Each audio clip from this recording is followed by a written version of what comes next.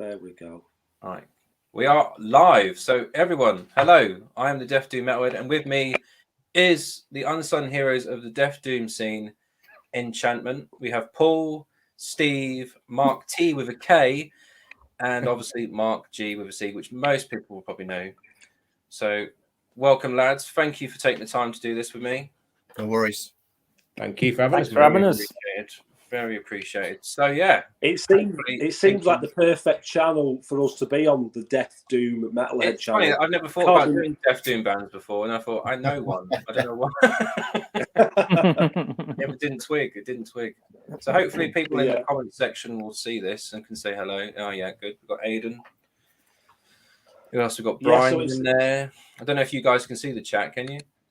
No, not on our side. No. What I'll try and do, I will push messages so you can see them. So if we say, let's say this one here. There you go. Look. Cool. Excellent. Cool. Only put the nice messages up though. Yeah. The one I thought was from Liverpool, but he's not. He's not far. He's not far away. He's not far away. It's the accent threw me completely. Here we got Gordon's in there. Look at that. Gordon. Oh wow! Look at that celebrity in the house as well. Look at that.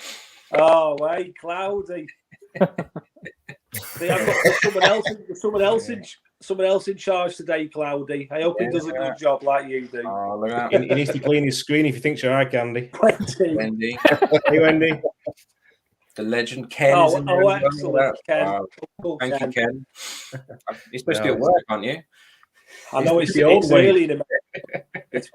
It's early in America, isn't it? It must be sometime in the afternoon there. So, thanks everyone for tuning in. Shall we crack on then? Because I have some bits to break up the interview and stuff like that, but it's not really an interview, but we'll pretend it is.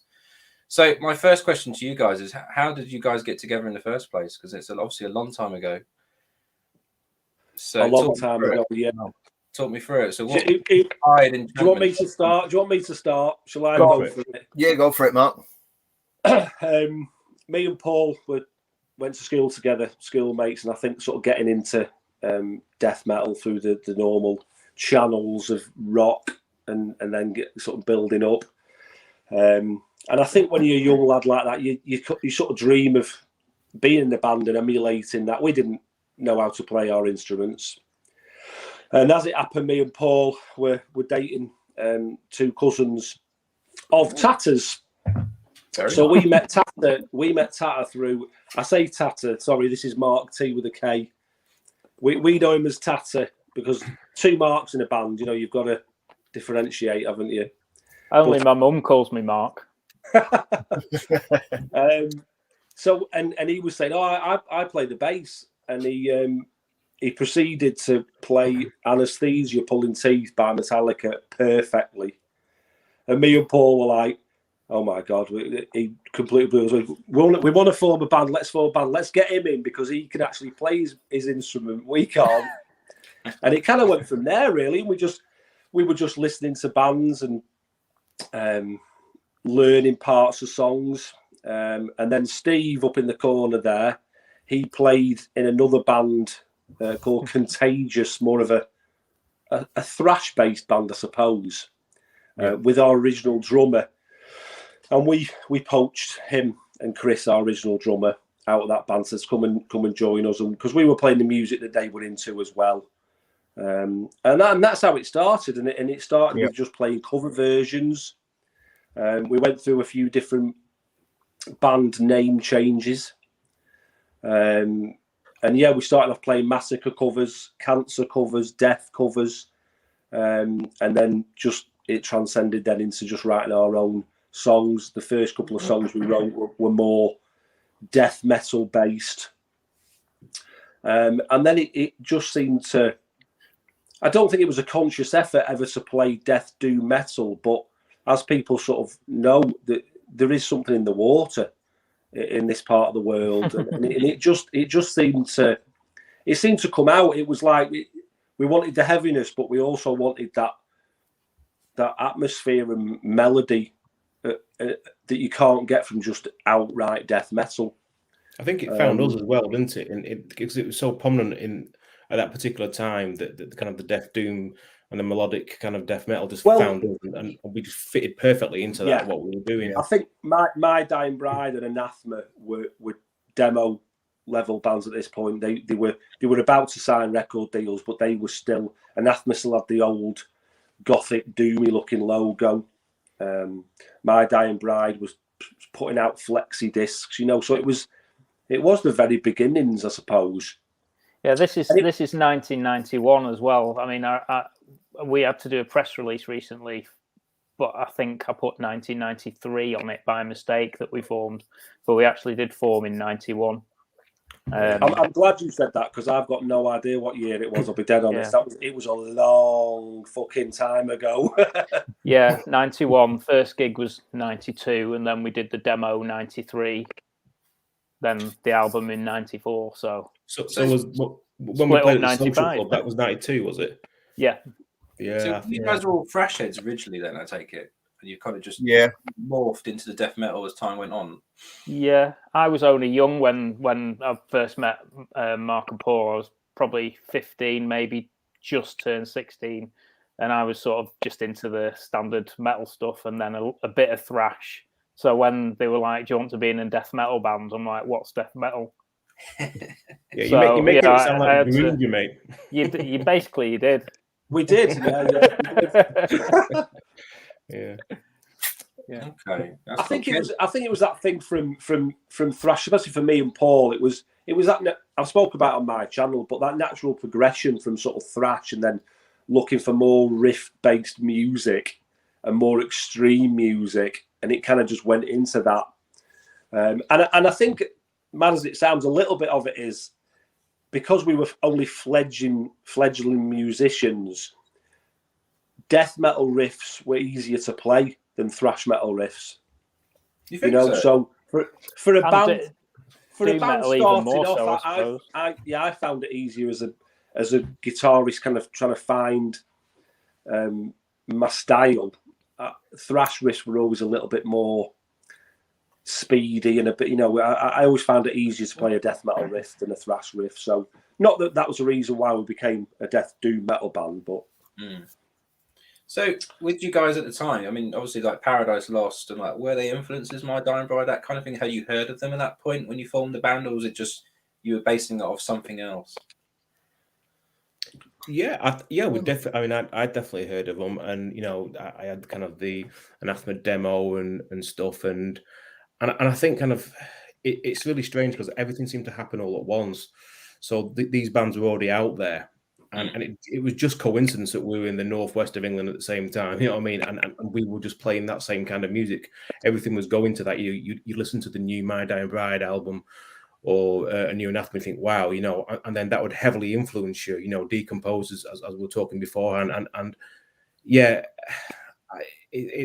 I think a lot of it is, coincidence, because they say, oh, it's all in the northwest and it's that kind of era. But yeah, I think it was just a natural progression for us. We started off playing that. I mean, like I say, we were doing the cover bands and we heard these and they did heavily influence us, and we're thinking, yeah, this is brilliant. And then obviously it must have had a kind of strong kind of influence in the guys writing the music and stuff. And then, but for me lyrically, I was always kind of like, I was definitely influenced by it, but I was always writing and wanting to go towards that kind of that route where the vocals and the lyrics kind of meant a little bit more something about something rather than just gore, etc. Because I think we loved what we heard. It was a different type of death metal. We hadn't heard it before. The Gathering over in Holland and Celestial Season and bands like that, and they were incorporating so much melody into the heaviness. And I think especially for me and Tata as well, writing, we always very much wanted melody in there. We didn't just want to be as heavy, as extreme as some of the other bands. So when we saw Anathema live and My Dying Bride, it was like Paul said, it just like, wow, fucking hell, this is just the kind of music that we want to be doing, So it was massively influential, yeah. Paradise Lost were already at another level at that point. They'd kind of broken through. So Anathema and My Dying Bride, they were the types of bands that we could go and see live and talk to, get to know Darren and Duncan from Anathema and Andy from My Dying Bride. Paradise Lost were another notch up, you know. That's cool. Yeah.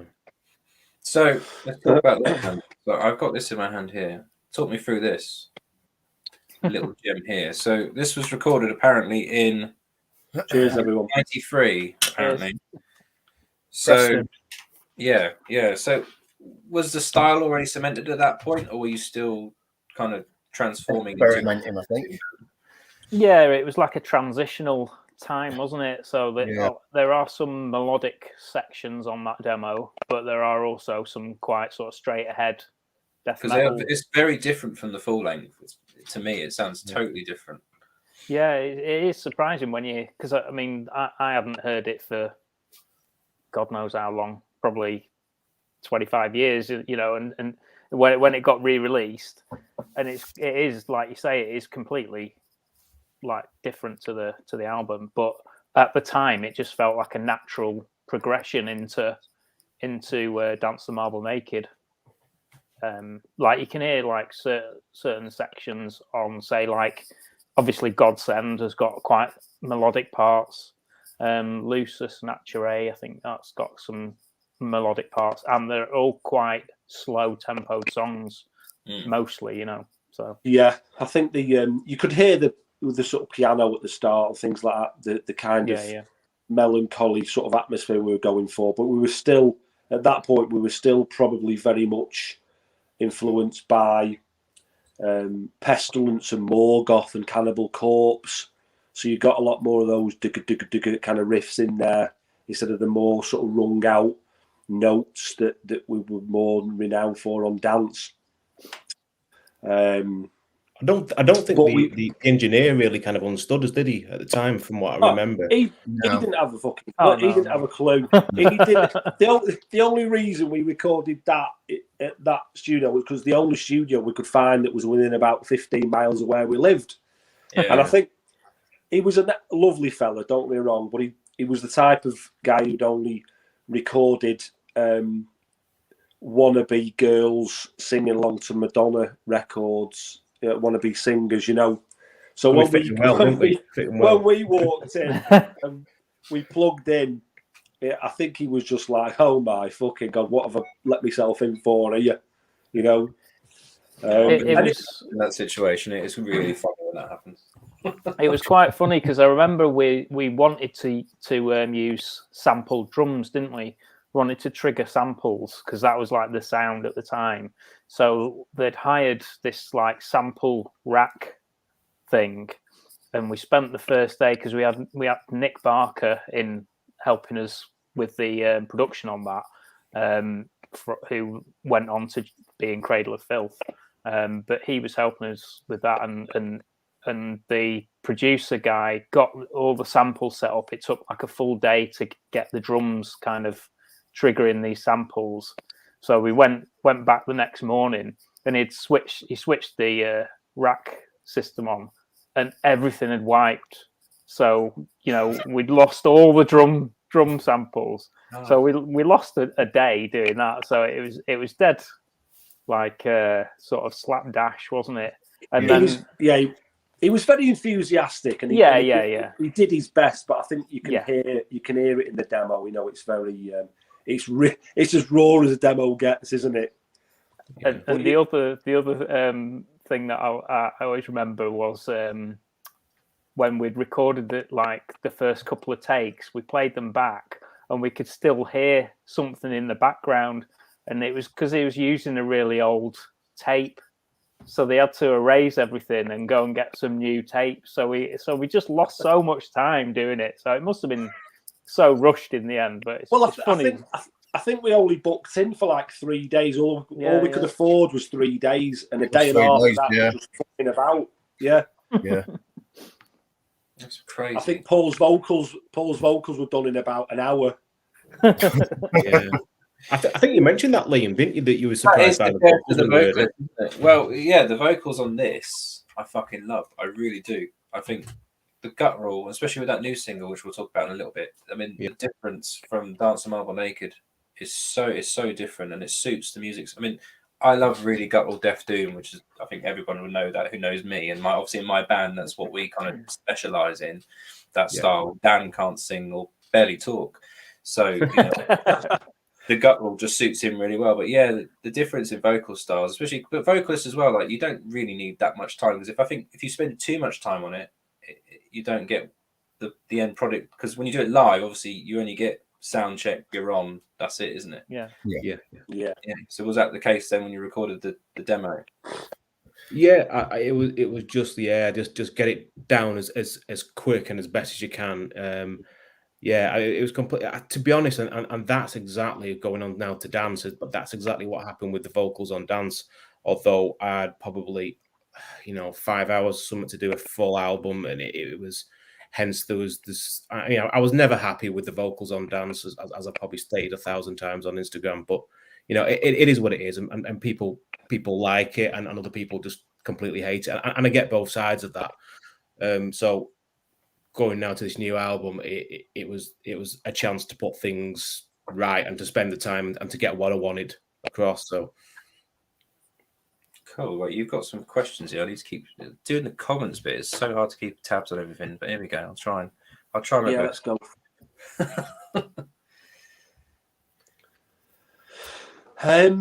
I think not so much the synth scene, but I definitely think, especially myself and Paul, we were listening to quite a lot of Pink Floyd, to be honest, at the time. But also, you couldn't avoid bands like Sisters of Mercy or The Mission and bands like that at the time. Another band called Dead Can Dance. So I think it was definitely that sort of the melancholy side of the music. We enjoyed that in those goth sort of bands. I wouldn't say we were heavily into it, would you, Paul? But we enjoyed it. Yeah, we had 1 or 2 CDs, didn't we? And we knew it, kind of thing. But yeah, we weren't heavily influenced to it. No. Yeah. Okay. Got this one here.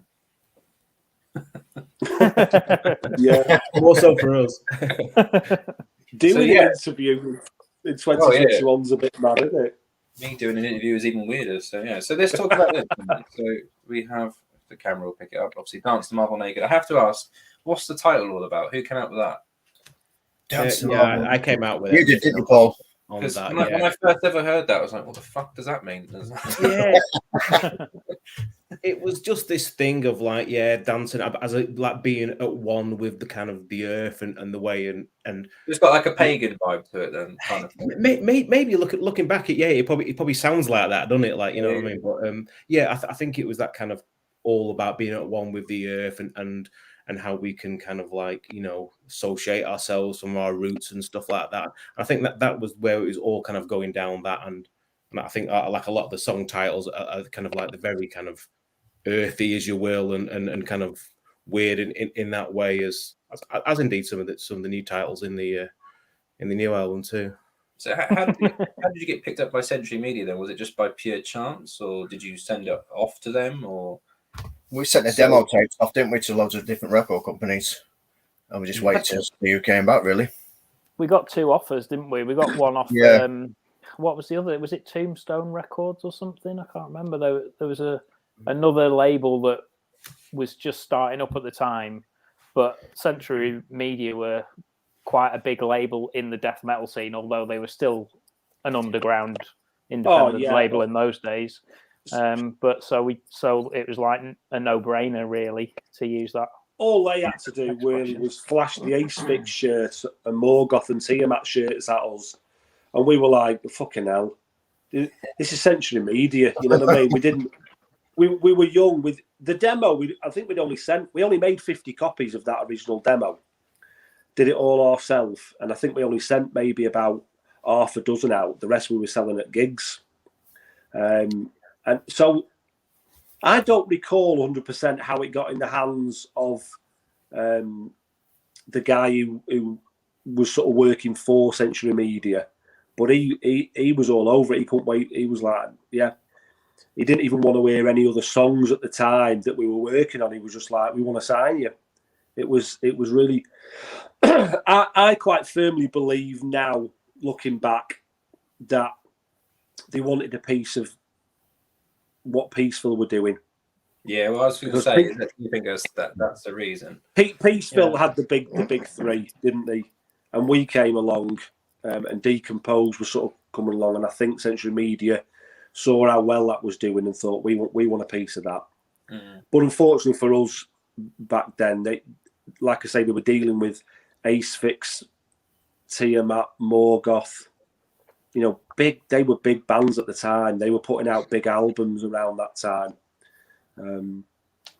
But yeah, it was a bit surreal, really. And looking back at it, I think it all seemed quite like we were obviously naive and young, and just super excited that a label like Century Media is coming in for us, because they were always a big label. Earache, Nuclear Blast, Peaceville, Century Media, they were like the big four labels. So it was mind blowing, really. So I think we'd have probably done anything, signed anything really to get on that label at the time. Yeah, you know? yeah. And we didn't have a management company.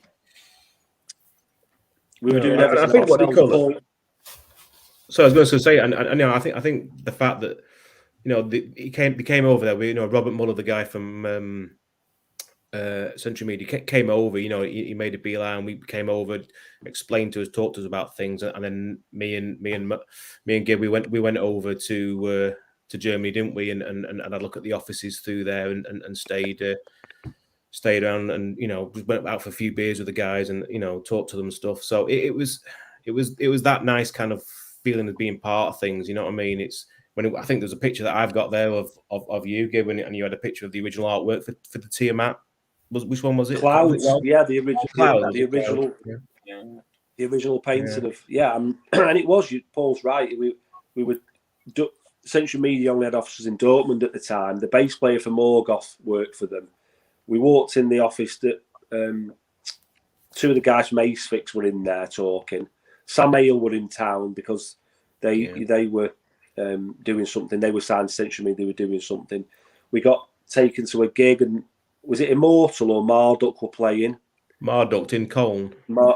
That's right, yeah. And then take it. So it was like, it was a thing of dreams, really. You know what I mean? You're meeting all these amazing bands and amazing people, and you swept away in it. So yeah, like I said, we would have done anything to get on there. Luckily, we didn't really have to, because they were really keen to sign us. You know, when Robert Muller came over, he even took the photos that appear on our album before we'd even signed the contract. Really? Yeah. Wow. Yeah. That's commitment right there. I think we were quite lucky as well to get on such an established label, because we were so in our early stages as a band. Yeah. It was like, you know, it's the first demo we recorded. I mean, we didn't really have any good equipment. We weren't sort of well gigged or anything. It was like straight in there. Yeah. And it was brilliant, but also we could have probably done with a bit more support off, you know, a management company. We didn't have any management or anything, did we? No, we didn't have anything. So we didn't I've just seen the question pop up there. What we were doing. Being such a powerhouse, Century Media, but I mean, they are now. They're a completely different beast, aren't they, compared to what when we signed for them? You know, they're just massive now. But yeah, I don't think they'd touch us now. Well, they did. We did actually ask them if they wanted to hear the new material, but they declined. So there you go. Yeah, they were very polite, though. I mean, they're old. Oh yeah. They're old. At least you got a response, though, because nowadays you don't even get a response. So to get a response in a way is an achievement in itself.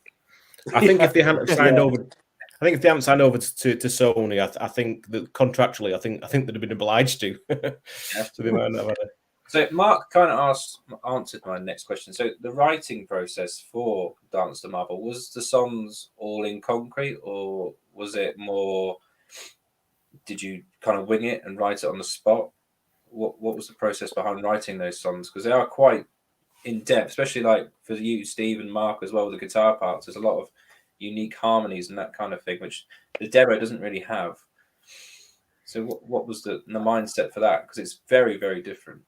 From what I remember, it was all pretty much set in stone. The only thing that was a last minute kind of add-on was Meadows, the bass, the bass track, because I wanted to save that for the next album and make that into a sort of a full-length song, but everybody was kind of like, no, that sounds really good, just play it on bass. So that was the only kind of thing that changed, I think, on in the studio. Yeah, from what I remember. think that was that. I think to be honest, it was going to be just a 7-track album, and then Tata played this, showing this idea, and we were like, that's brilliant. And I think even Mags, the engineer, was like, that just sounds lovely. Just keep playing that, and he was playing it over and over. And the more we listened to it, we thought it's like it's the perfect ending. You know, it's just so subtle and beautiful. But when it came to writing the riffs, I don't really. I think we were gigging quite a bit, and we were rehearsing twice a week. So we were a really tight unit musically. And I think some of the riffs, like if me and Tat were writing riffs, we were almost not challenging each other, but we were trying to come up with these ultimate sort of melodies. You know, you'd write a riff and then we'd see what we can put over the top of that. And, you know, how far can you push it? How different can you make both the guitars sound? Instead of us just chugging along playing the same thing, let's see how different we can be, but without it being too extreme, you know. And we also had Tata would sort of think about the bass lines in it, and we'd be like, don't just do what the guitars are doing, and he'd be like, no, I don't, I want to do something different. So and then I suppose it was finding that balance between it being not too egotistical or as they say, like a bit fretboard wankery. We didn't want any of that going on. Not that I don't think I was capable of doing that anyway, really, but I just think it was we just wanted subtlety in the riffs as well as them being heavy. It wasn't just all about the heaviness for us, you know. The heaviness we wanted to be cut due to the atmosphere the riffs were creating, you know. I think our material is completely different, though. I know we keep on getting kind of branded in the same thing as My Dying Bride, Anathema, etc. But I think our material is different sounding. I mean, and I think that's kind of like, and I know you guys were kind of like when you're writing the music, it was influenced by them. Don't get me wrong, but we kind of like, it's like we found our own kind of like little kind of section of that we kind of held on to. Think like we just want to do something, but it's something just slightly different, and that's what we've kind of like went to. We didn't want to do like a kind of a direct copy or just to be like another one of them kind of sounding bands, even though we were kind of branded as that at the time. And still because Gothic was a massive album, wasn't it? When Paradise Lost Gothic came out, you know, and I suppose looking back, I loved the guitar playing on that album, so we could have quite easily gone down that road, but we didn't want to. We felt like we were slightly different. We were, and to My Dying Bride, we weren't as I don't know what the word is. We weren't as earthy as they were. We felt we had a bit more technicality to our playing than they did. You know, whether that comes across, I'm not really sure, but I think I missed that question then. Different harmonies and stuff like that. Do you mean that kind of thing? Sorry, say that again. Do you mean with the harmonies that you use and that kind of thing? Because obviously I agree with you there. Like My Dying Bride is very riff oriented, and the guitars kind of have a riff structure, whereas with Enchantment, there's more harmonies involved that kind of carry the song instead of the actual core riff. There's more layers to it, if that makes sense. What I hear anyway. Yeah. I think we were experimenting quite a lot with the two guitar harmony thing. I mean, it was like a new thing to me. Obviously, it's just normal, that kind of guitar sort of theory to most people, but at the time, I was still learning how to play music and how chords related to each other, you know, etc. So having the guitars play two different things that harmonized with each other was kind of cool to me, and it made the songs more catchy, I think, as well. and that's what I think where we probably differ a little bit is our songs are maybe a bit shorter and maybe a bit catchier. I don't know. To me anyway, but I've written this stuff, or we've written it, so it's like it's maybe a bit more immediate, shall I say? Not necessarily catchier, but good word. Yeah, a bit more straight to the point. Yeah. It's really difficult to do as well, especially in Death Doom. From my experience, as I got older, I find it easier. But trying to write a more concise song in 5 minutes, it's fucking impossible. It is hard to edit yourself down to the bare minimum. Saying that, we've just released an 8-minute single, so I'm talking out of the arse, really. But at the time, it felt like if we did really long songs, we would kind of be copying those other bands. To me, anyway, that was my personal kind of. And I think one of the songs on the demo, Lucius Naturae, was like 9.5 minutes. It was long, wasn't it? Yeah. And it contains about 87 different riffs. You know, that's the challenge in ourselves we were talking about. But it was like we didn't want to just challenge it by playing all these different riffs. Let's try and just play different sounding riffs. It's part of the learning experience. Yeah, absolutely. Yeah, dead right. So vocally, Paul, like you said, it's all earthy and stuff like that. So what don't you like about the vocals on there? Because obviously, to me, they're fine. I never had a problem with them. They reminded me a lot of Gorefest in that kind of style, which was why I really liked it, because Gorefest is one of my favourite death metal bands. So why did you change the style so drastically from, say, the demo? Because it's very, very guttural on the demo. But then were you trying to kind of do more of a kind of different style vocals for this album?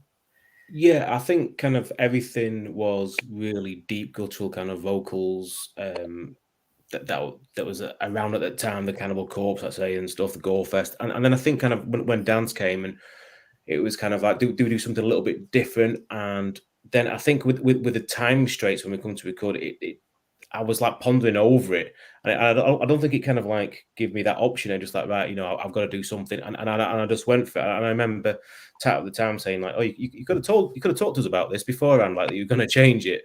But I think it was just one of them things that happened, and I hands up. It was probably a bad decision, but it is what it is. I think kind of. When the opportunity now to put things right all these years later going forward, I would definitely not choose that. I think something. I think you're a bit harsh on yourself, Paul. To be honest, yeah. And I think you always have been.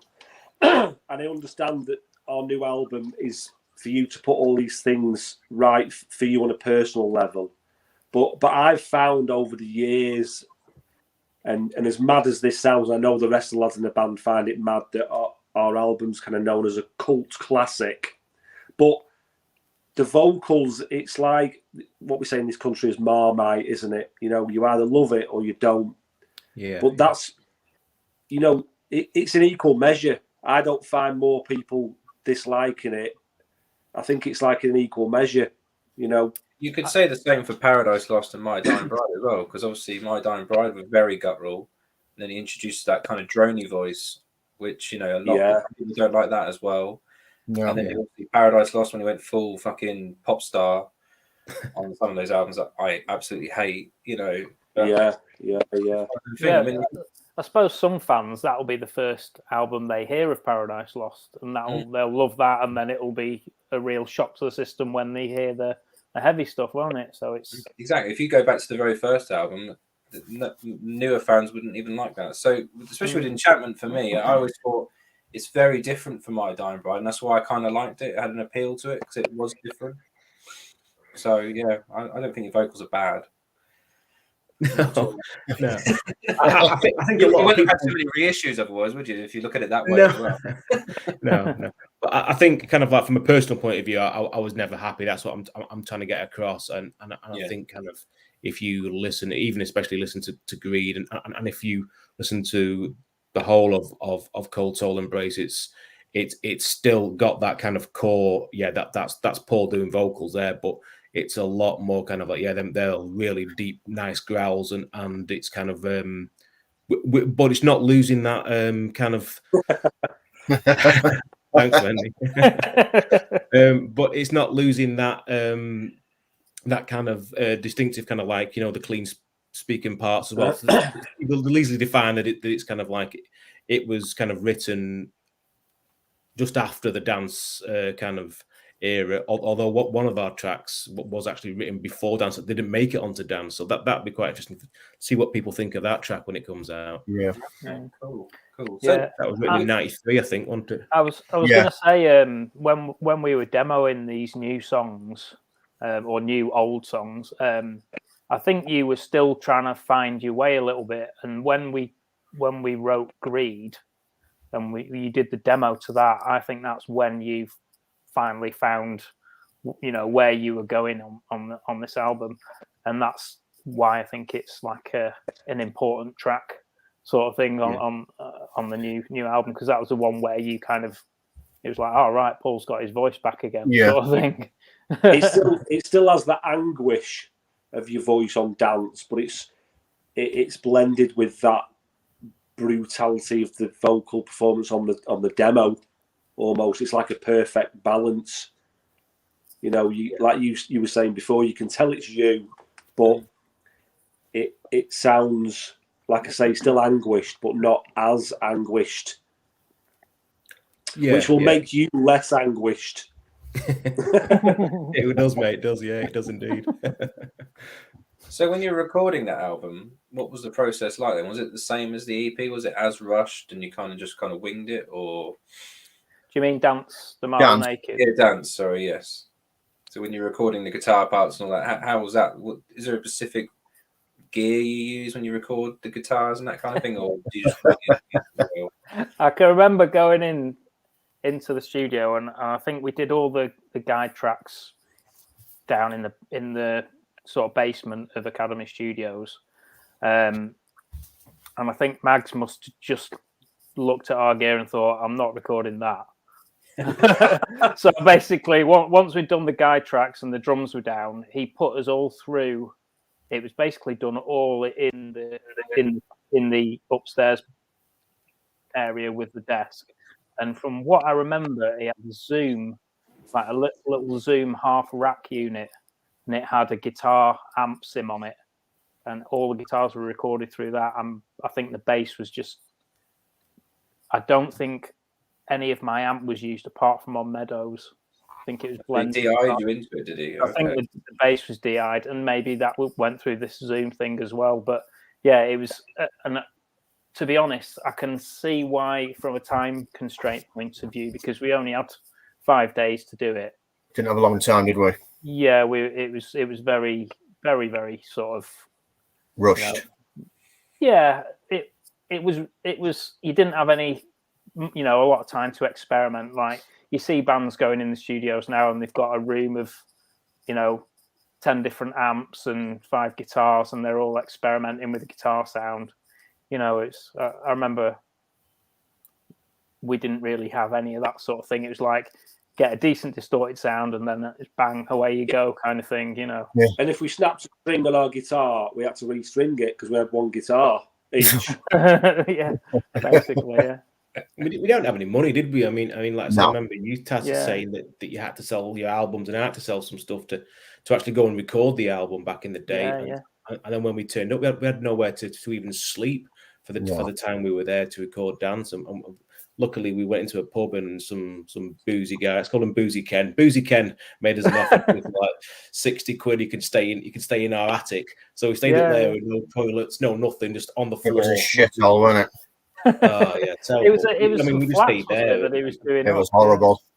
Yeah. So I didn't even have a sleeping bag. I had to sleep in a chair. And I remember we used to go to McDonald's for a wash in the morning to use their facilities. Yeah. In the morning. And a McMuffin. We did. We used to go to McDonald's for a McShit and a McWash. And then off to the studio. Yeah. But you didn't care, did you? We were excited. We were youthful. We were young enough to sleep on the bare floor you know, we'd had a few beers, so that always helped. Yeah, we didn't care about that. But yeah, I mean, the recording process, I think it took us a day to set the drums up and about a day and a half just to record all the drums. So we were left then with, I think, 2.5 days to put all the guitar tracks down, the bass tracks and Paul's vocals, which we did. But I think, and again, that's, you know, that bugbear for Paul. He kind of knows when he listens to the album, he knows that he put all those vocals down in one day. Yeah. And if you dissect dance, when you listen to songs like Of Acorns That Gather, you can hear how strained Paul's voice is, because he was on his 80th take of doing different vocals. You know, the average listener might not be able to hear that, but for us, and especially Paul on a personal level, he's been listening to that for nearly 30 years, knowing that. You know, thanks for reminding me. Yeah. So to be able to put it right with the new album is a godsend. There's a clue there, isn't there? I don't know how. I think you have to give credit to Mags as well for what a good job he did in getting it actually finished, because he must have mixed it as he went along. I don't remember us going in and saying, right, this is mixing day, you know, we're going to listen to the mix. It was just like, you know, it's done. Basically finished the last take, and it was like, right, see you lads. Yeah, I honestly do think he mixed it after each track. He almost mixed it. Yeah. Right, listen to this, lads, and played it 3 or 4 times. What do you think? And we were all just like, yeah, sounds great. And I think that was kind of how it was done. It was so. I remember on the last day recording the vocals, and I know there was a massive rush because the chippy, like opposite, was only open till 5, and he wanted to get to the chippy. So I had to get one of the last takes down ASAP before the chippy. How northern. Hold on a minute. Our album here, it's classed as a cult classic. Should we be giving away all the? There's no mystery. You haven't got a book out yet, so you have to. Yeah, it's always been like quite a mysterious thing, hasn't it? An enigma. Now it's just like, it's a joke to get now. to the chippy. People are laughing at us now. Yeah. No, I like it. That's cool, because that's all the classic albums should be like that. You know, there's no fancy studio work or nothing like that. You just record it on the whim, and it becomes a cult classic to me. And anyway. we were lucky because, like I was saying before, we were rehearsing twice a week. We were very, the pre-production we'd done. We were tight. You know, we were really tight. And I think a lot of the guitar tracks and the bass tracks we put down were done in 1 and 2 takes. You know, we just nailed them, and it wasn't those days when you could just record little bits. There's Mike. Hiya, Mike. All right, mate. Cheers for the tapes, buddy. Yeah, you couldn't record like a couple of bars and then, we'll drop you in here. You had to record it all. It was from start to finish. Yeah. And the only way you could drop in is when your guitar actually stopped and you were stopping for either a bass break or a drum break or whatever. So we were quite lucky in that respect because we were well practiced, weren't we? Yeah. So, gig wise back then, this really interests me. What kind of bands were you playing with back then regularly? Because as obviously as a Death Doom band, there wasn't obviously a lot of bands similar to you guys. There's only a handful at that point, whereas there's thrash everywhere. God knows what else there was. So what kind of gigs were you getting back then? That's right. Yeah, I mean there was we had a couple of friends who played in thrash bands. A friend of ours, Lee, and his band Dominus. There was the guy who actually recorded Paul's vocals for this album. He was guitarist in a thrash band called Fused, and we would, some of the gigs that were put on in our local area, the little scene that was going on, we'd play with. There'd be a blues band on first, you know, and then a hard rock band or a hair metal band, and then there'd be a thrash band on, then there'd be us on, and then another thrash band. So it was very, very different, but there was a real nice scene going around in our sort of hometown. Lots of support, absolutely, yeah. Yeah.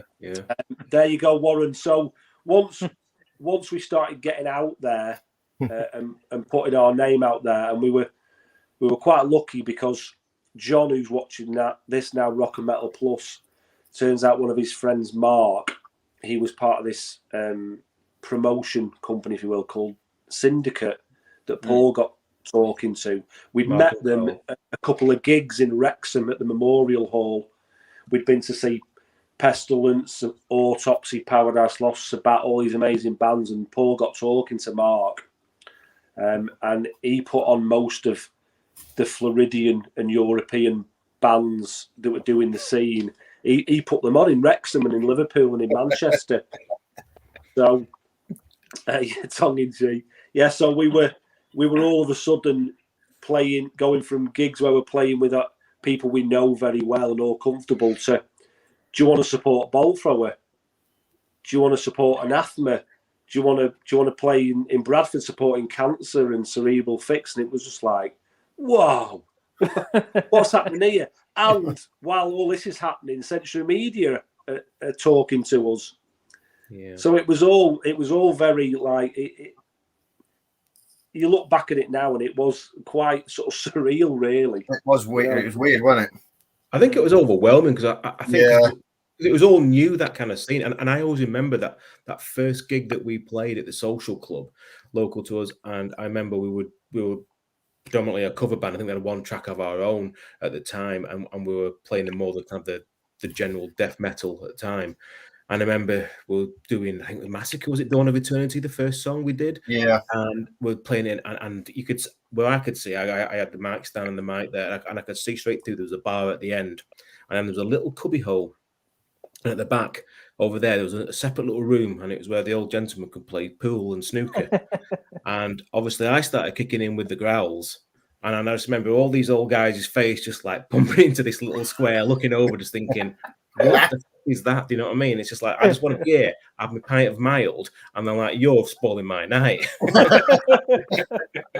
I'm just trying to give the Massacre Can't Lay all the way through it. Because this hall, this Thornton Social Club, was run by a darts player, professional darts player, and they used to put like bingo nights on and that. So if you look, there is footage on YouTube, but the stage behind the stage, it had one of those sort of silver and foil like backdrops behind it. It was, and the stage was that small that we'd just play on the floor. But it was a real scene without us really knowing it. And looking back now, it was a definite scene for our area. And and probably looking back, there was a band called Slander who played in Blackpool a lot, and they've gone on to be quite a cult sort of classic band as well. But it was all just part of that scene without us really knowing. And again, with the whole getting involved with Mark at the Syndicate and putting these gigs on, it's only looking back now that you realise what a scene was building.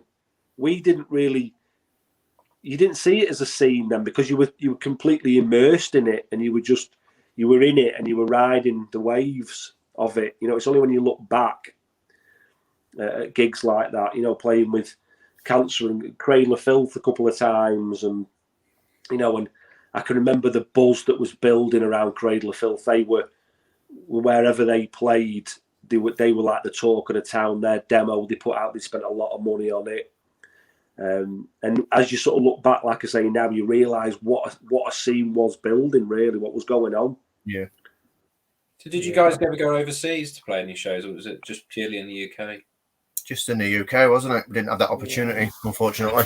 See, I thought Century Media had inroads into the German scene over there. Yeah, we got off with a festival, didn't we, in Portugal? Because I can remember going to the post office with my mum to get a 3-day passport for this festival. And but it kind of fell through, didn't it? A lot of things were promised, but I think sort of things fell through. I think Century Media were obviously offered a couple of bands to play at this festival, from what my memory serves me, if it does at all. And we were asked to play, we were due to play, and then they changed their mind and decided Sam Hale were going to play it instead of us, I seem to remember. But Sam Hale had just released Ceremony of Opposites, which was like it just took off like a fucking rocket. So, you know, that's what we were up against, I suppose, that Century Media, which led to us feeling quite disheartened and frustrated and a bit left out and abandoned. And, you know, I suppose the sort of downfall and demise of Enchantment, really, because, you know, you're riding this crest of being signed to Century Media, but then you're realising you're fucking playing with the big boys now. You know, Tiamat had just released live in Israel, The Sleeping Beauty. Ace Fix had just released Ace Fix. Morgoth, I think, like Cursed was just massive. Odium was on its way out. You know, it was... They had their hands full, the people at Century Media. I do understand that, you know, so we kind of got left by the wayside a little bit, didn't we, boys? You know what I mean? That's how we felt at the time. Didn't get any support from them, did we? Yeah. What's that, sorry, Steve? I said we didn't get any support from them, though, did we, at all, really? No. Nothing at all. I need a piss, sorry, back in a minute. We tried to self-manage, didn't we, as well, which I think that was another downfall, wasn't it? Not a good decision, yeah. But we used that time to write more songs, basically. So while we were kind of sort of left, we were basically left to our own devices. So we spent that time writing more songs after Dance the Marble Naked. And I think you can understand their point of view. We kind of get in touch and say, "Oh, we've written another album. Can we go in the studio?" And they kind of were like, "Well, we want to hear it first," but we didn't have any means to record it, and we didn't have any money. It was difficult to move on from that point.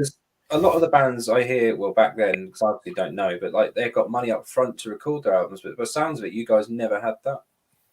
Well, we got money up front to pay for the studio for Dance, but when it came to record the second album, obviously we hadn't really done that many gigs, and the album hadn't sold that well, so they wanted to hear. Promotion.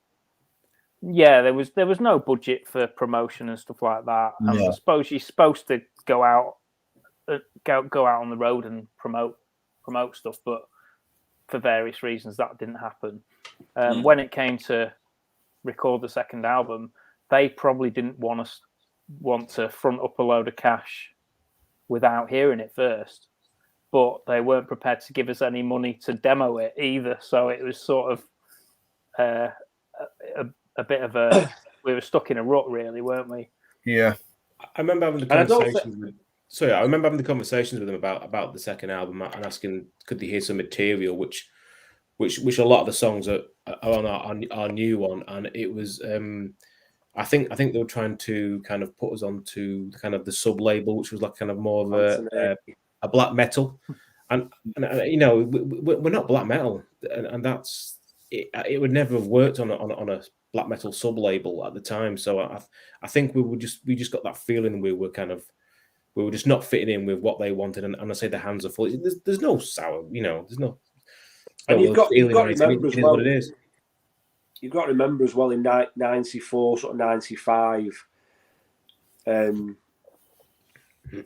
things had changed. Like Tiamat were bringing out Wild Honey.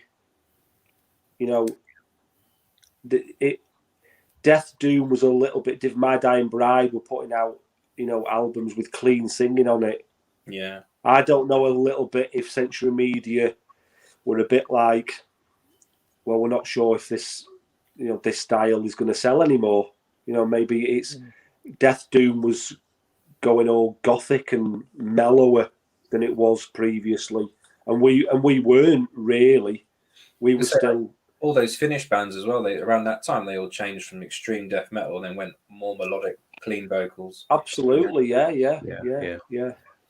And it was that turning period, wasn't it? Yeah. Metal in general was changing drastically, and then you had the grunge sort of scene coming in, and new metal and Britpop. Oh and yeah, all that.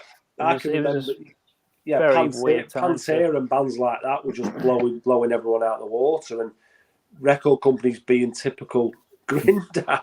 Yeah, man. Excellent. Yeah, it was. The musical landscape was changing big time, and when you've got a big label, you're working for a big label. You just don't know where you stand really with that, because you don't know how. And I felt they weren't going to put any input into us. They were just like, well, we're not sure what to do with these boys now. You know, that's how it felt a little bit, didn't it? Yeah, it is what it is. Yeah. Yeah. So did that cause the demise of the band then? Because you're obviously all still good friends and all that. So was it just purely you just lost interest and thought, fuck it, can't be asked anymore, or what happened there? Because to me, you're still a strong band. If you're writing new music, why not carry on? I mean, we'd wrote that second album. We'd wrote most of that second album that's coming out. But I just think at that time it was the way everything happened. For me personally, the guys will tell you whatever their thoughts were. But I kind of like I'd lost that kind of love and passion for everything, and it was just I got to the point where you were doing a lot of the admin, weren't you? So you were kind of dealing with them, dealing with all the shit sort of thing, whereas we were just turning up every week and I was kind of like trying to manage it at the same time, kind of thing. One time, and going back to the days where I would have to write 1,000 bloody letters a bloody week and phone calls here, there, and everywhere, and when you've got no money and it just got to the point where I kind of like fell out of love with it personally, and it was just like I just need to move on. This isn't happening, and I think it wasn't just the whole of us about us disbanding. I think I personally fell out of love with music, full stop. It kind of like it killed me, and I just wanted to leave it, and I did. I left it for a long time, even though I continue still writing lyrics. Like I've got thousands of lyrics and whatever else that I've been continuing writing little poems and stuff over the years. But from a band point of view, musically wise, it just killed it for me. I mean, you're the guy. You'll see how it was for you. Yeah, I think I was the last person to know. I think everybody left band practice, and Gibby sat down with me, and he's like, "We're splitting up." I was like, "Oh, that's a bit shit." No, I meant that was just you and me, Tatter. I was finishing with you. Oh, right. Okay. Oh, I didn't realise that. But yeah, it completely just fizzled out, didn't it? it did. Yeah, it's hard to remember actually back then what really happened. That's a good word. That's a good word for it. It just sort of fizzled out. I think it became a little bit more about. Not about the music, anyway. It seemed we were spending so much more of our time dealing with the other things that you just lost your drive for it, and I think as well, like we were saying before about trying to manage ourselves. I think at one point, Karsten, who sadly passed away now, he was going to manage us for a point, wasn't he, Paul? I seem to remember. Yeah, Carson from Morgoth. And I think that would have took a lot of pressure off you. Yeah. I think also there was a little bit of. I always felt there was a little bit of, especially with Chris, our original drummer, there was a little bit of musical differences as well. I always felt like Chris was wanting to do something a little bit more in keeping with what was happening in metal at those times. He quite liked a lot of technical sort of bands, didn't he? Like Cynic and things like that. Yeah. And we were kind of probably going in completely the opposite way, a more, simple sort of stripped down sort of sound. I don't really think that had to do with that. But I just remember that being another one of those reasons why it just started to feel a little bit strained and a little bit difficult, you know. And again, youthful stubbornness and naivety probably had something to do with it as well. Yeah, it was Really, only you know. If you could go back now, we wouldn't have split up. We would have made sure we got, you know, raised some money somehow to record the new songs, but you just don't think about that at the time, do you? No, I think everything happens for a reason. I think kind of if we would have recorded, say, Cold Soul Embrace in 95, you'd had a completely different album to what we've got now, and it wouldn't have been as good an album. And I'm not just trying to say that, but everything was changing at that period. Everything was going, you know, like I say, the clean spoken vocals and even the sound. So I think it would have been a bad idea. Maybe it was a blessing in disguise. Things happen for a reason. I'm a big believer of that. yeah, I think you're pretty right. I think this album is the album that we wanted to write and put out. I think at the time, back then, there would have been an element of record company pressure and fitting in with the styles at the time. So, you know, it could have ended up being more of a gothic death doom album than what we've got recorded now, which is exactly the album that we've wanted to record with no pressure from anybody other than each other. Mm. So in that time period where you guys were quiet, did you join other bands, or was it just purely didn't touch music at all, a lot of you? Or I didn't touch music, no, not. But Mark and Mark, you were touring bands, weren't you? We were in the same band together, for until about 10 years ago, probably. I would think about 2010. We were kind of like in an alternate rock band. Would you say, is that the best? Yeah, absolutely. The best sort of and description? Tata leaving the bass behind and playing the guitar. So we ended up playing in another band together, but as both guitarists.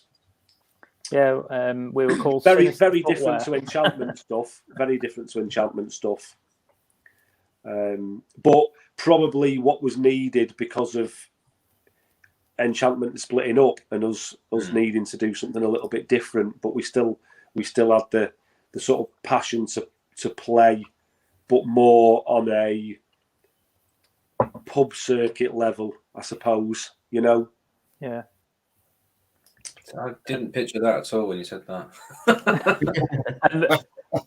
For the last 10 years, I've been playing in a covers band. So there's money in covers band now. I can see. Not in the one we play in.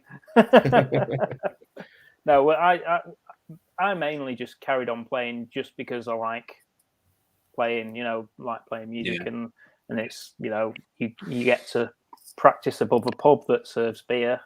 So beer, met your friends, guitars. What's not to like? So what more do you need? Exactly. Yeah, that's it. And if you do the odd gig, brilliant. So what spurred you guys to get back together then? So when was it? When did it become official that you guys got back together? I'll tell you the story to that one. Yeah, it was basically because of the reissue that Valter did on Cosmic Key Creations on vinyl. Yeah, that's the one. That's the one. And it was funny. The story goes like this: is the fact that I kind of like rekindled my passion for music again, and I was listening to stuff. I think one of the albums that I'd pre-ordered, I think it was a Pink Floyd one or something like that, and it had been delayed, and Amazon, of all people, sent me a little email to say, "Oh, by the way, you got £5 credit on your account. You can buy any vinyl you want." So I was like, okay. So I'll scrolling down the things. I was like, oh, that's Dance the Marble Maker. I didn't know that was out. Hi, Jürgen. It happened then. And then when I started getting in contact with the guys and telling them, look, did anyone know about this? Which no one did. That's when we all, you know, kind of like rekindled our friendships, and then we started saying, well, hold on. Back in 95, didn't we write another album? What happened to that? And then obviously the rest is history. It all came back from there. It wasn't that long ago. No, It's weird. It's weird though, because the album had been given a Peaceville reissue. That was in 2009, wasn't it? 2009, yeah, which we knew about. We weren't involved in that, but we knew about it. And that was that. Nothing was thought of it. And then Cosmic Key. And I don't know if it's because of social media and the way it's easier to get hold of people nowadays. But Wouter had sort of contacted us, or Paul had contacted him. I can't remember which way round, but he just said, "Oh, look, I'm not into doing this to make money out of you, but I wanted to put it out there because I love the album, and I'll send you some. You can have some of the test pressings. What do you want? I'll send we it were to all buying copies of it, weren't we? We were, weren't we? We were messaging each other, going, it's fucking hell, it's on brown vinyl. There's only 5 left. We need to get one each. And Wouter sort of said, don't be daft, and give us all our money back, and sent us some copies. But that had got us all talking about things. And other people like Wouter and Mike at Transcending wanting to put it out on CD and include the demo, and people asking us, have you got any other material, any other songs? Did you write anything? Did anything get recorded after? Did you ever record a second album? And it sort of got us all talking and saying, well, we didn't record it, but we'd wrote it. We had pretty much 80% of an album done. Sounds very Phoenix Nights. Yeah, that sums us up, really. The club we used to play in Thornton, that was like the Phoenix Nights club. And again, with me being a collector and loving the vinyl like I do now, and even I know Steve's not so much a collector, but he's still got all his vinyl from back in the day. Paul, he's an outrageous collector. He's got a massive problem. Always bragging about it. And Tat is a collector as well. I think that was like seeing us, our album immortalised in wax. It sort of set something off in us, I suppose. Yeah, Definitely. It reignited the spark, didn't it? I think. Yes. Yeah, absolutely. So then obviously, oh, sorry, go on. No, go on. Sorry. I was going to say, so riffs wise, then. So did you purely use the blueprint from the album you didn't put out for this new one, or has it been injected with new music, or how's the process been there then? Because if you've only been speaking to each other for 3 years since that reissue was out, so that's not that long ago. So was there a back burner of riffs that you just kind of re-injected back into the band, or? It's mostly, I'd say it's 75% old material, but the problem we had was that we didn't have any means to record stuff back then. So we had a couple of songs on a cassette that Mark found. Paul still had all his old lyrics. We had a video of one track.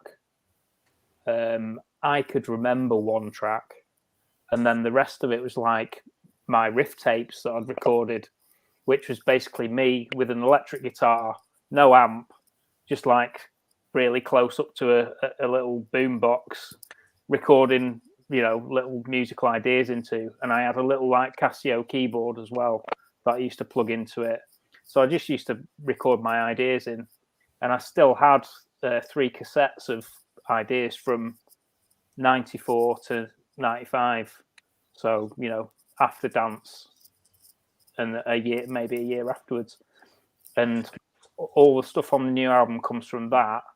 And I think where there were gaps that we couldn't remember how certain sections went, we wrote some new sections, but only like to kind of join bits up.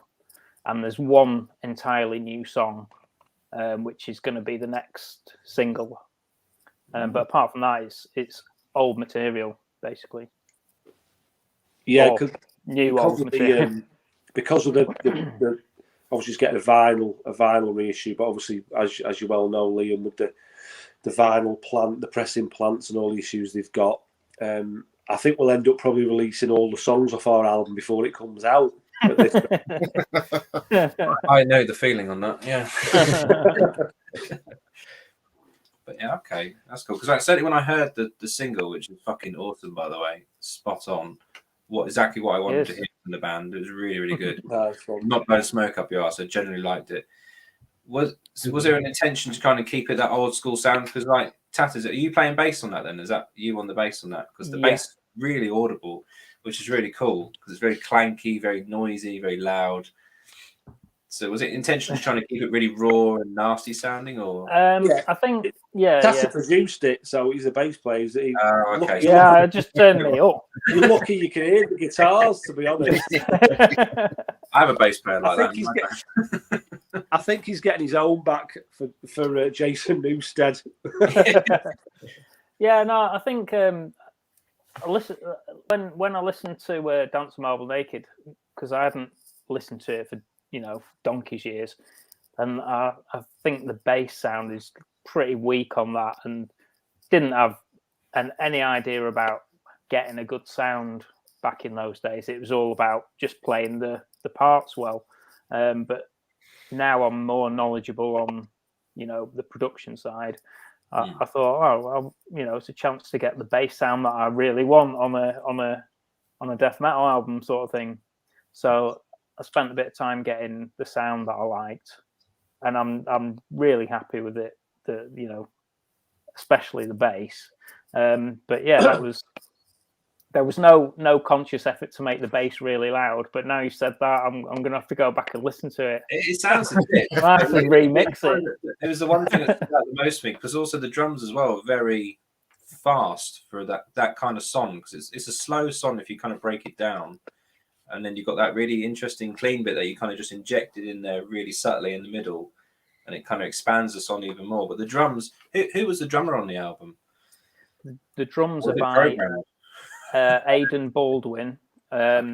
He plays in a band called Blanket, who are signed to Music for Nations, and they're like kind of like a post-rock sort of band.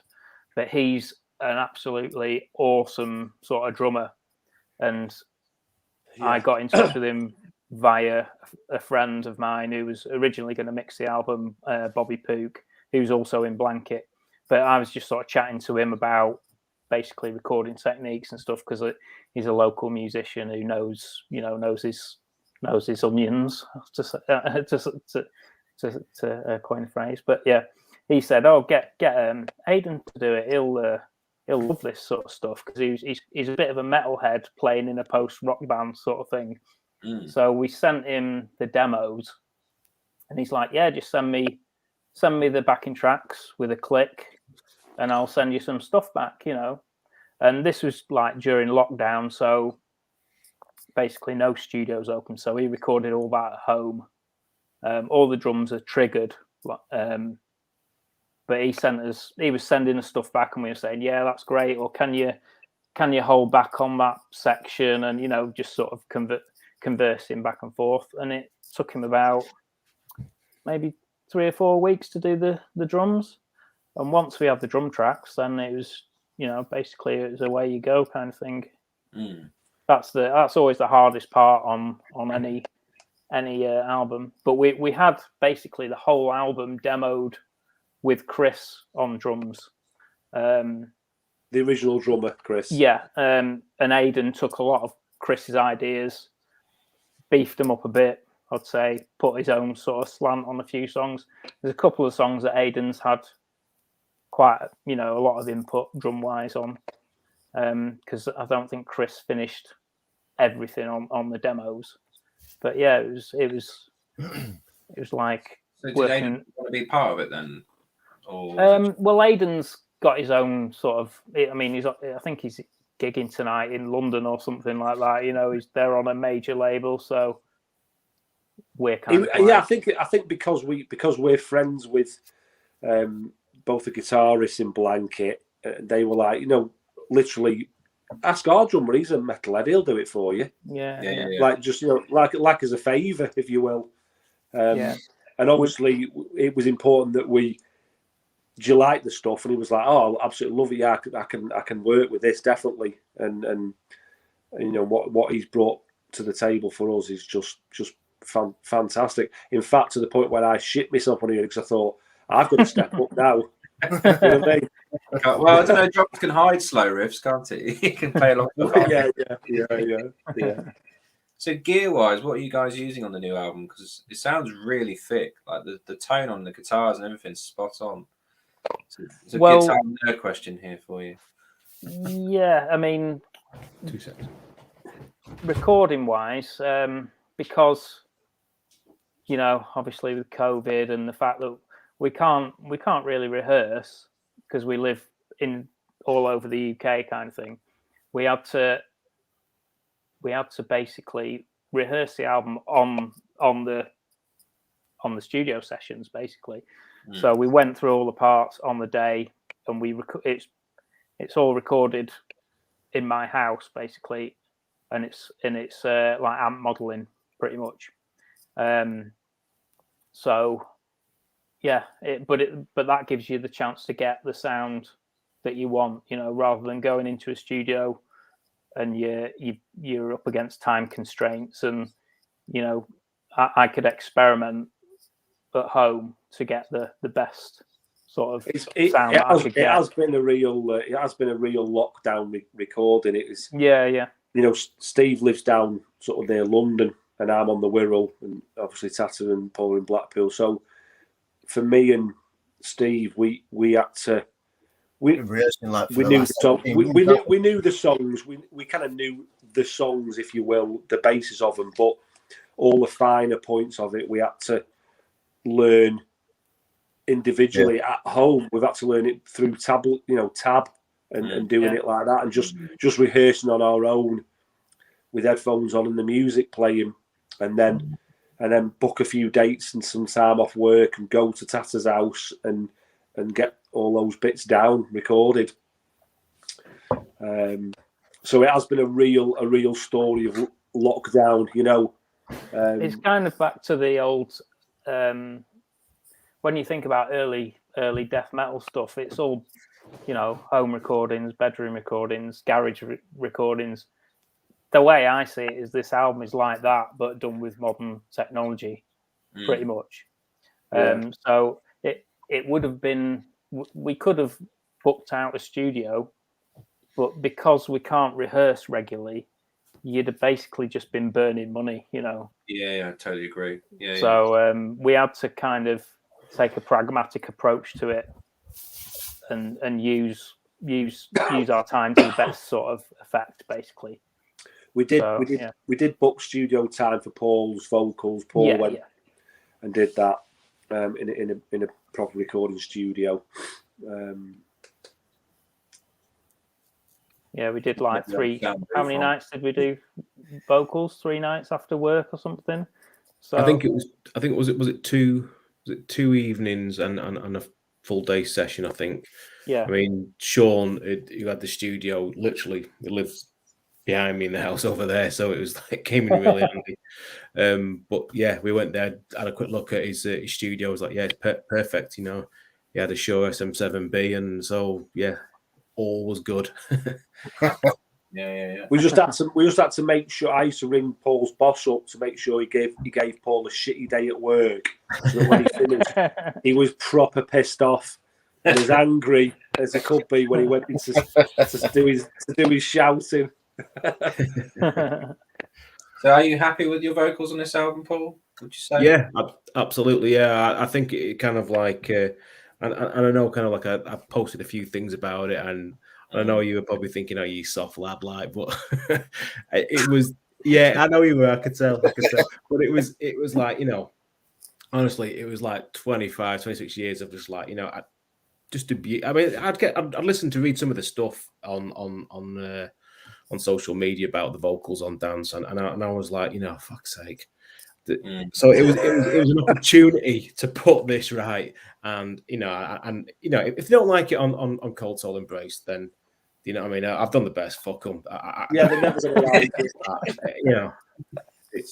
You can't please everyone, can you? But from my personal view, that I've done the best I can, and I think it's there's a lot of time and thought gone into it, and I can't do any better. So it's let's see when it comes out. I mean, obviously you've heard the Greed single, so that's the kind of the way we'll be going forward with it. A taster of the rest of it, yeah.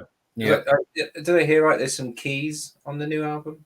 Is that right? Was it synths or? Yeah, well, the stuff on Greed is obviously like there's a choir in the middle bit, and then strings at the end and piano. We can't afford a 14-piece choir to record, so it is done on keyboards. But and this like the strings. I mean, I got made redundant a few years ago and went and did a music degree, so I learned a little bit about arrangement and stuff like that.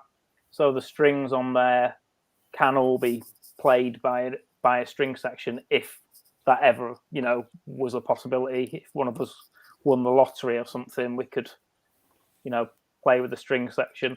But on the album, it's done on keyboards with samples. So we basically had to use the studio as a tool to kind of be creative with, because we didn't have the opportunity to practice together and bounce ideas off each other. It was all sort of, done online sort of thing, Yeah, the only thing we bounced off each other was rearranging songs, arrangements and things like that. But when it came down to all those finer details, we leave that to music degree man here. Which way is he? No. I think. Who was it? Your friend? No, I didn't. Who was it? Who was it? The piano at the end of it that we? Oh, Adam played the actual live piano. Yes, it's a good job you told me, Adam Scholes, because that's the bit Roger was just mentioning there at the bottom. Yeah, he played the piano on the album at the endend of that track. Because I forgot to mention him in the interview, and he had to go at me. Watching Adam. Yeah. So when you become a live band, you're gonna get a big titty goth girl to do the piano stuff then on stage. That's food for thought. Yeah, just plant the seed. I mean, I've suggested it in our band, but they've all said no. So that's really cool. So, label-wise, how did you get involved with Cosmic Key again? Is it purely just because of the reissue, and you just said, "Look, we've got some more music. Do you want to put it out?" Yeah. When I kind of like started contacting Cosmic Key and asking, can we buy these reissues when it first came out, and he was like, "Oh shit, like yeah, I can see all the money coming in from all the band members. I'm going to refund you straight away, and we'll sort it out." And then as we got chatting via email, it was kind of it was like, "Oh yeah, what happened to you guys?" And then we just started chatting. I said, "Oh, we wrote a second album and stuff like that." "Oh right, so we'd like to hear the demo of it and stuff." And we started doing the demos, and we sent a couple of tracks, and they said, this is really good. And we seem to get a lot of interest from other labels. But I mean, to be honest, we always kind of felt at home with kind of like Cosmic Key and Transcending. It's kind of because they've just been so good with us in the past. It was like, it just felt right. And then once they'd listened to it, they're like, yeah, and we're 100%, we're interested, kind of thing. And we were very humbled by that, and so we were straight I think as well, because Cosmic Key don't normally sign bands and put bands' albums. They're mainly a reissue label.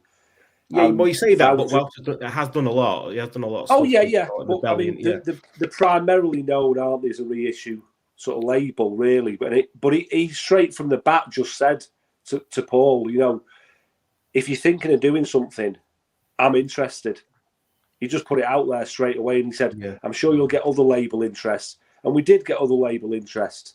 But like Paul said, it was never going to be any other label, if we're honest. I think all of us agreed, just from speaking to Wouter and knowing that, you can tell the label he runs, he does it because he loves music. Yeah. And the albums he put, you can tell that. So straight away, we completely trusted everything that he put to us. And Paul and Wouter have built up a really good friendship from it. and he's always been up front with us and honest and says it how it is, and you can and his passion just comes across in everything. So it was never going to be any other label. I don't think when we first got the idea of trying to record this, I mean, at first we thought we might be able to, cobble together 3 or 4 songs, and then as it kind of snowballed, it became an album. But we never really had the kind of idea that it was going to get released or anything like that. It was just to do it as friends, reconnecting with each other, and to try and finish off something that we put so much effort into in 1995. Because to me, it was always a massive disappointment that we didn't finish it off. But now to be releasing it, it's just I never ever would have thought that we'd be putting an album out at all. It's like no way. I think it started life as maybe an EP, didn't it, Paul? That you were sort of speaking about, and maybe we could just get a few little things here and there, and it just sort of snowballed from there. And having that commitment of knowing Wouter was 100% behind it. He's been a massive part of it, hasn't he? He's been absolutely brilliant, and Mike too at Transcending. I mean, both the guys, straight away they're up for everything that that we suggested, and we're interested in the band from day one. And it's and I keep on saying it is very humbling, but you do get that kind of sense that you feel at home with these guys. They're not out there. I mean, we it sounds weird, but we actually want them to make money out of us, if that makes sense.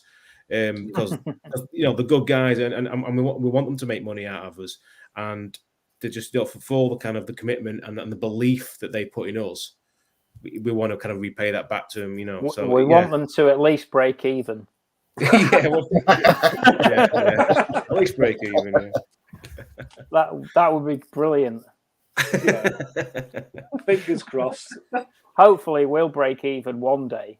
One day, yeah. How many years have you put money into it? That's the thing. Oh, God, exactly. Yeah. So it's like funding a drug habit, isn't it? Being a musician, it really is. Being in the band is the most expensive hobby I've ever had. Pissing money away. So going forward, then, as a band, is there the plan? I know you haven't got a drummer, but is there a plan to form a live band to show these songs to the world?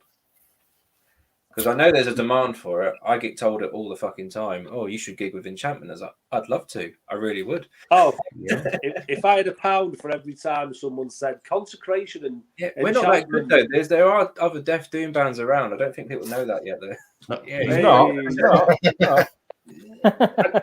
Hey. Liam was even messaging me on Instagram before, asking me what I was going to be wearing, so we didn't have the same T-shirts on. But I don't wear my own merch. we have that kind of relationship.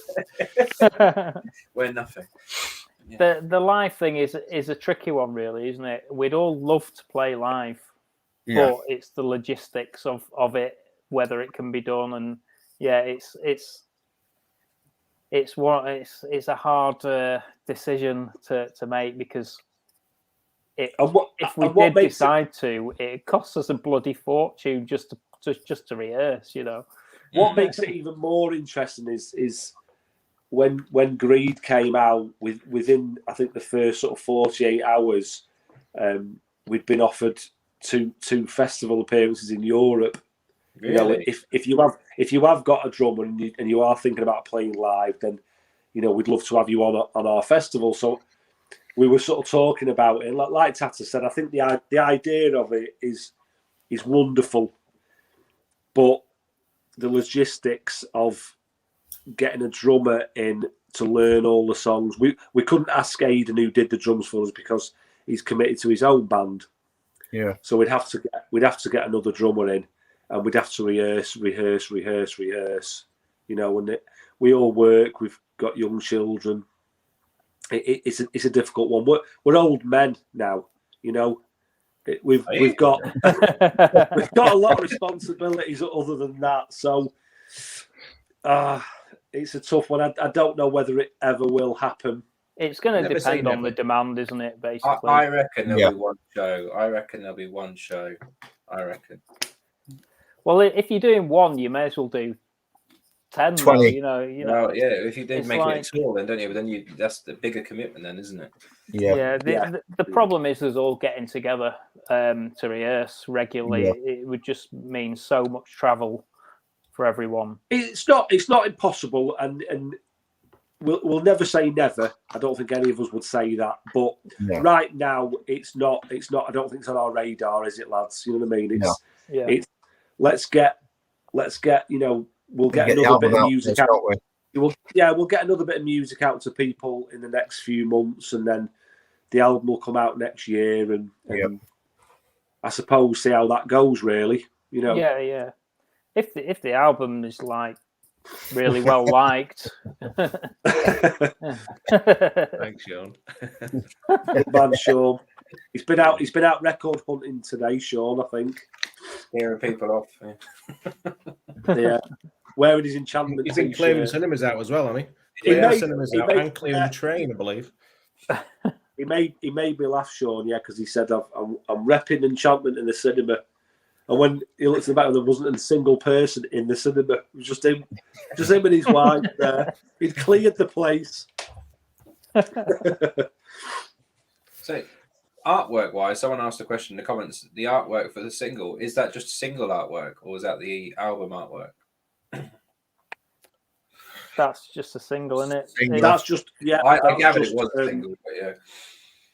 Yeah, that's just an individual piece that we commissioned a lad over in Sweden to do. He's done artwork for Slaughter Day and Vorus and a few other sort of black metal bands, and I've gotten to know him quite well. And I think because it was going to be released on Spotify and the streaming services, we'd spoken to Voucher, and he said it'd be quite nice to have a little piece of art really to go with it, but not the album cover, because we don't want to kind of put that out there yet, because it's going to be a while before the album sees the light of day, So yeah, we commissioned that piece, and it turned out really, really nice, to the point where we were like, that would look fucking brilliant on a t-shirt, by the way, So yeah, that piece of art is not. That's just for that one song. It is not for the album. The album has got its own unique art. Yeah, it's more in keeping with Dance a Marble Naked, as in it's like a photographic style album. But we don't want to give too much away at this point. But it is really cool. Yeah, I think people will be surprised by it, won't they? I think they'll kind of look at the cover of Greed as a single, and then they'll see the album and the kind of, even when they listen to the next track that's coming out, they'll be like, whoa, I wasn't expecting that.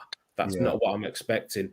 It sticks to the roots, but it also kind of like throws the band and the sound in a kind of like in a way they probably didn't expect it to.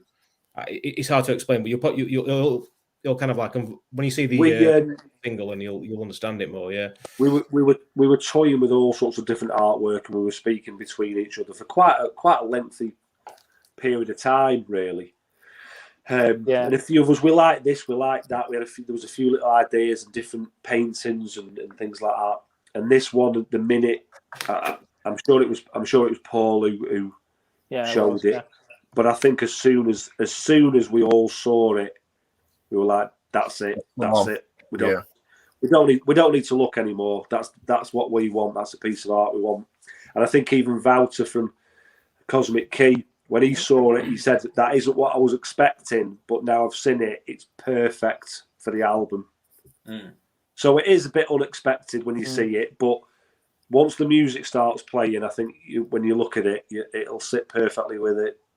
We actually blew most of our budget on the album artwork because I work for free, obviously. But yeah, we blew all the budget on the album artwork, and it's a photographer who mainly does like commercial photographs, but he happened to do some kind of weird sort of stuff in his earlier days, and that's where I think these photographs come from. So yeah, it's what. So leaving we are that you see just proves the point that we are officially ancient, because a band, they get a budget and they blow it on drugs and alcohol. And we don't do that anymore either. We're fucking boring. we blew it all on some really nice photographs. Did they look pretty though? Hopefully it will. Yeah, we're dead chuffed with it. Really pleased with it. It fits the album. It fits the album perfectly. So you're going across all formats for this release, or just vinyl and CD? We're not doing mini disc, are we? Vinyl, CD, cassette. Yeah. But we're on the latest disc, Betamax. Like floppy disc. Floppy. Jigsaws as well. Tatter. You are getting a jigsaw out as well, aren't you? Yeah. Well, these guys weren't up for doing a jigsaw, but you're not going down that route. We really needed to do a jigsaw, and I think if the sales aren't what we're expecting, then that's the reason, because we've not done a fucking jigsaw. There won't be no Enchantment beer line coming anytime soon. No. Well, free with the jigsaw. Quality. Well, has anyone got any questions in the comment section? Because there's been a lot of people asking randomly at the wrong times to try and change the subject. So I feel bad because I don't know how to comment on the comments. Loads of people are saying really nice things, and it's. I can't see all the comments on mine, unfortunately. I can see how Cloudy, when he does the Thrash one with you, Mark, struggles because there's so many that come through at the same time trying to listen. Oh to yeah, you. it's a full-time commitment, that piloting the ship, isn't it? Yeah.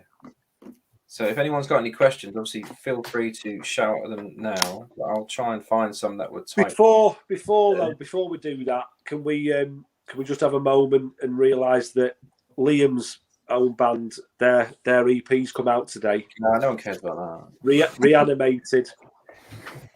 I bought it. I saw you bought it. I was like, I know that name. Because Dan always sends screenshots. Look, someone's paid money for our music. In fact, there we go. I can't believe you brought a CD. That's the biggest. You made me buy a CD. I didn't think it was out until next year. I'm sure I got expected delivery February or something. Really? Oh, is it? Yeah, that's just because the singer's lazy. You can't be arsed posting it. Is it? Oh. The postwoman hates it. Especially now he knows it's you. Yeah. You can wait. I don't know. There you go. That's from the lead singer from Eternal Rot, if anyone doesn't know who Grindak is.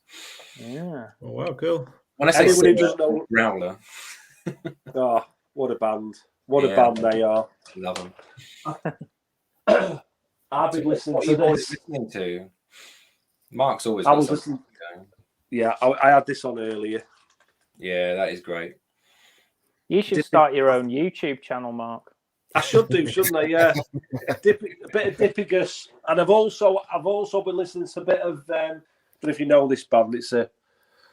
They're like a demo band from Detroit. Fatal, they're called, like a sort of deathy thrash band, but they only ever recorded like 3 demos back in the late 80s, early 90s. But that's great. It's like thrashy death metal, but with elements of grindcore in, if you can imagine that. That sounds cool. And also, I've been listening to, funnily enough, Grindak. Yeah, he's got it now. Look. That's a great cover. Super. Grave Grooves. What did you show on Instagram, Paul? Because you showed something today, didn't you? Ooh. Fucking hell! What doesn't he show? I know. He's trying to make me spend money all the time. I swear, Paul's like he's up to no good. He's like embezzling money or something. Ah, nice. Fulsa, yeah, that came today. So, what else? Oh yeah, is that the one you've got on cassette? Is that the one you've got on cassette already as well, Paul? That Fulci. Yeah. What's that? What? I can't even see Ooh, it. can you not see it? Bad screen glare there, Paul. Have I forgot? Oh, is that Mortiferum? Mortiferum? Yep. There you go. Yeah. And some darkened. Oh, I like darkened. Yeah. I like darkened. Yeah. In fact, Wendy who pointed me in that direction of darkened. What about you, Steve? Do you still listen to metal, or Do you know what? I listen to a lot of the old stuff still, like Morgoth, Obituary, the kind of old stuff that we used to listen to back in the day, really. Yeah. You know? So, I listened to Nuclear Assault this morning on the way to work. That's a blast from the past, isn't it? Yeah. Steve, you're a good old thrasher, a bit like me, aren't you? We still listen to the thrash. I love you too, Grindak. You are a diamond. Cool. So yeah, well, if there's any more questions, obviously let me know. Otherwise, let these guys get on and enjoy their evening. Oh, hang on, there's one here. Look.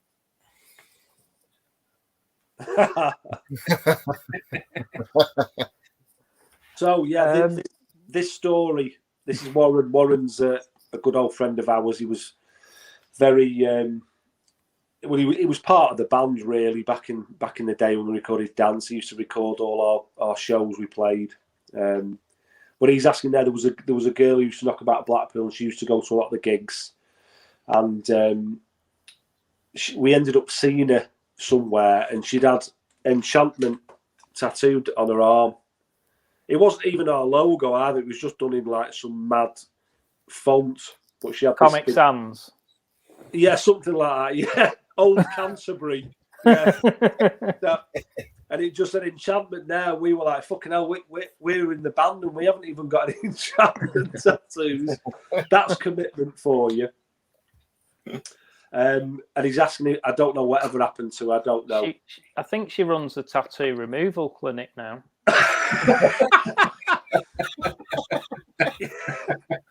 Yeah. Jobs don't get any better, do they? So I have a question for you guys, actually. So gig-wise, do you have any funny gig stories? Because back then you must have had so many crazy gigs.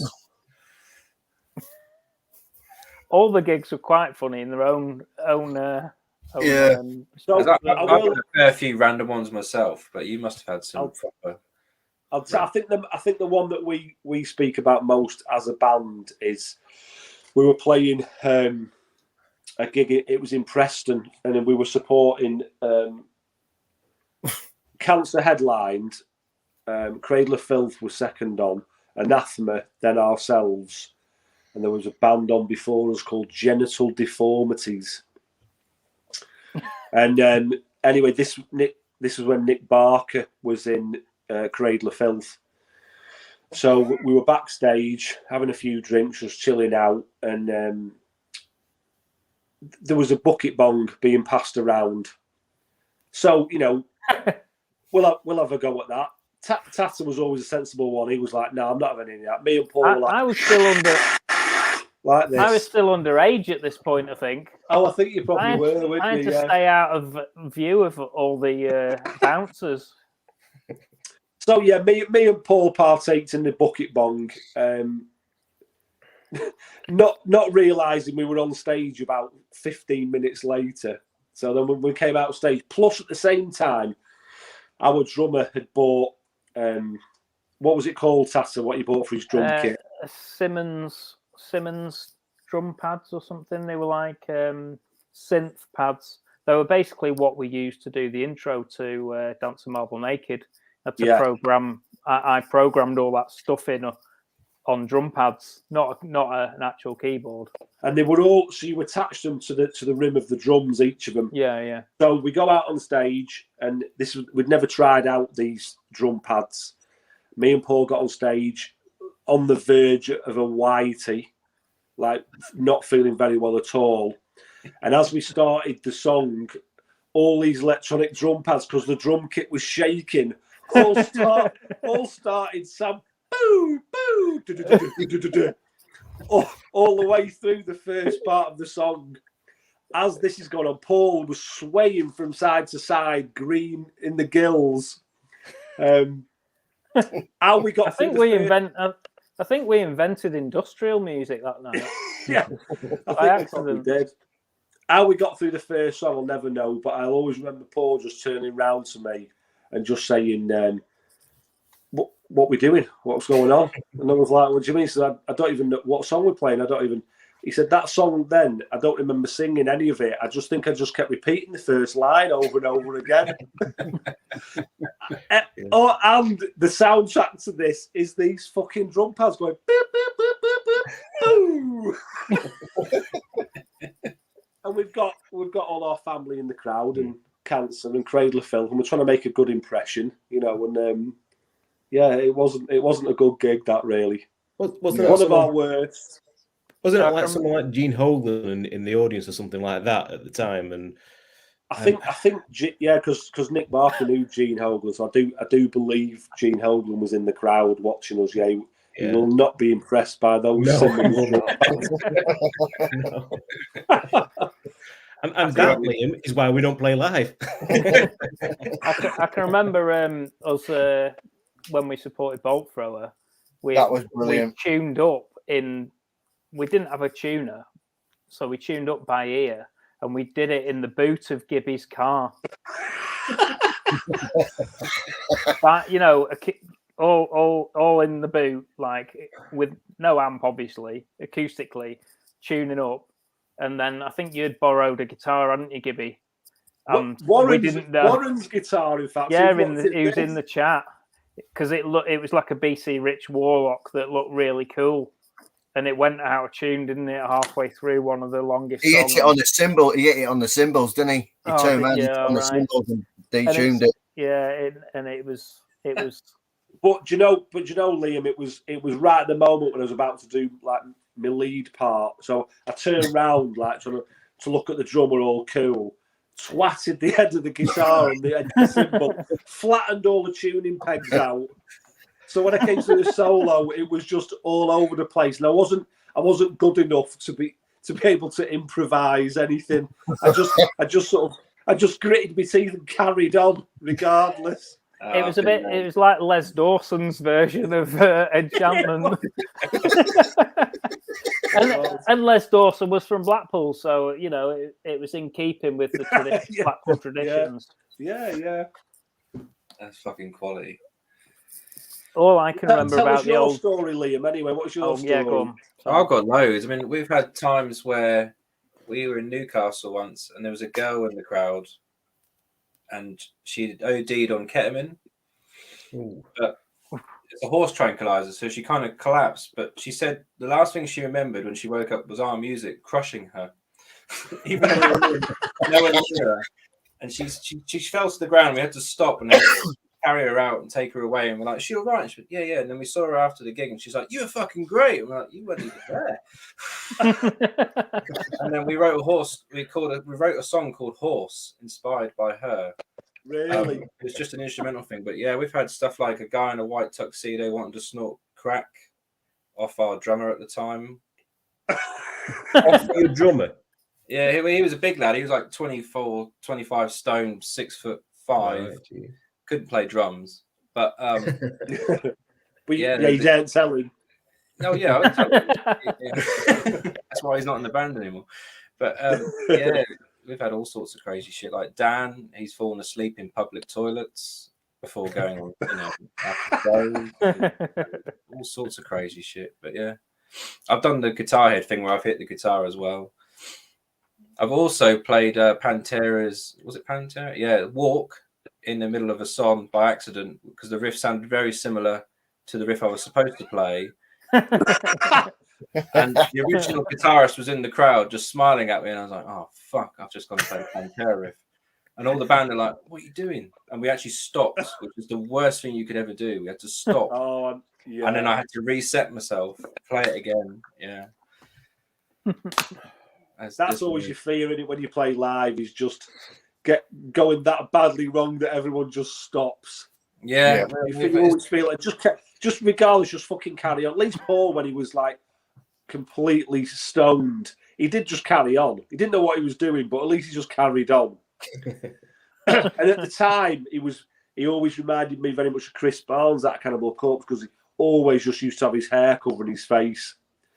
And this one was a prime example because if they'd have seen his fucking eyes on this kid. Dear. They were good times. Thank you very much. So there's no other questions. So I'll let these boys get on. So thank you guys and everyone watching.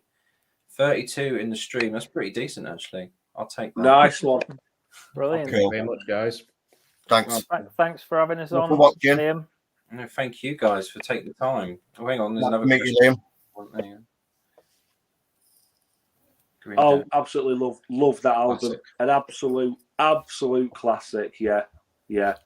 I think for me, like That The was- Gathering always, and kind of like Pyogenesis, Cygnus Creatio, always like right up there for like some of the most kind of influential albums that I can think of back in the day. You know, you forget your My Diary Bride and Anathemas and stuff. They were right up there. That album always was a groundbreaker. I think it was Warren who's in the chat. I'm sure he got a copy of their demo. Yeah, and we heard it like really early on, and there was the female vocals in there and all this piano playing in it, and it was taking like that sort of death, the very beginnings of Death Doom, really. You know, just a fabulous album that, and it's a shame because they never recreated that. You know, they went down that goth sort of route, didn't they? And ended up with Anika singing. What's that one? Did a gig with no distortion for the entire gig. You say that, Steve. I've rehearsed with people like that, and they're like, they're plugged in. It's like, dude, your amps not even fucking on. Clearly, you're deaf. Well, thank you everyone for watching. I really do appreciate it, guys. For you guys taking the time. New album out next year. Hopefully, what are we talking, April time, or was it later than that? Maybe a little bit later, yeah, but not too much later. So it's a race between Enchantment and Consecration. Who can get their album out first from the prison plant? I think you win that one. Well, I don't know. We've had the test press. I know you guys have as well, haven't you? We've had the test press back, which, according to the record company, is sounding really good. Did you not get one? So yeah, he's gonna. They're in the post, I think. Oh, okay. Yeah, we will get some copies very soon. But the actual physical release isn't going to be for a while, and we want to put out all formats at the same time. We're not going to put out the CDs and tapes earlier. They will all come out pre-orders at the same time, and then the physical format. Yeah. But yeah, thanks to everyone. Thanks to you, Liam, for having us on. You're an absolute gentleman. Thanks. Cheers, Liam. Thank you to everyone for watching. Really appreciate it. Cheers, buddy. Cheers. Definitely. Thanks for all the nice comments as well. And really appreciate it, guys. Cheers. Cool. Nice one. Take care, guys. Take care. We'll see you soon. Cheers, Liam. Cheers. Cheers, Liam. Cheers, buddy. Bye.